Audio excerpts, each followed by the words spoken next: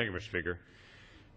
I rise to give support to what's happening for the path to prosperity. It's a responsible budget, and also rise to encourage my colleagues. It's a good thing for us to come down and get a chance to talk about budgets and where we're headed. It's a good thing to propose multiple options, to be able to have this kind of dialogue about where we're headed as a nation. This is what's happening in the Senate this week as well. For the first time in 4 years, the Senate has an ongoing dialogue about budgets and about the future. While almost $6 trillion of debt has been added to our children, we've not done a budget between the House and the Senate in almost 4 years now. It's time to be able to do that, and I encourage my Senate colleagues as well to congratulate them for also taking this up. I do look forward to one day seeing the President's budget. I did see today in the news that the President has released his Final Four bracket and for the NCAA men's basketball bracket, but we've yet to actually see his budget.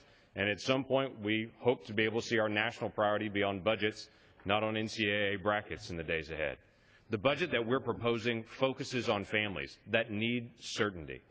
The way that you budget and you plan for the future and the way that you set aside finances for the future is some kind of certainty in what's happening. We don't have that right now as a nation.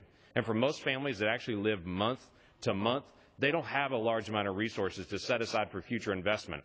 And if a ticking debt bomb is coming for them, they expect the people in Washington to actually pay attention to that, so that the little bit of money they can set aside for retirement doesn't blow up in some giant debt crisis in the days ahead. This is a moment to deal with our debt. The budget that we're proposing is a responsible budget that takes 10 years to slowly start to bring us back into balance.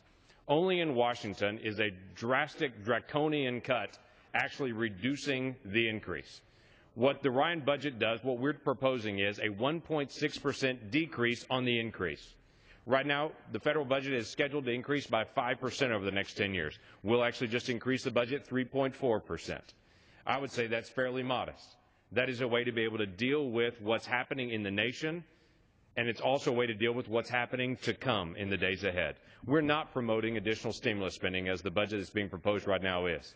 A giant proposal for additional spending did not help us several years ago. What was promised right now is that we'd be at 5.5% unemployment rather than still hovering near 8% unemployment as we have for so long now.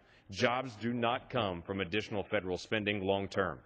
If you want real jobs, it has to be in the private sector. That's the only thing that can be sustained. Otherwise, you're dependent year after year after year with additional taxes and additional spending. We need to have the private sector be engaged in this. The way to do that is to encourage the private sector with some level of stability. And with that, I yield back.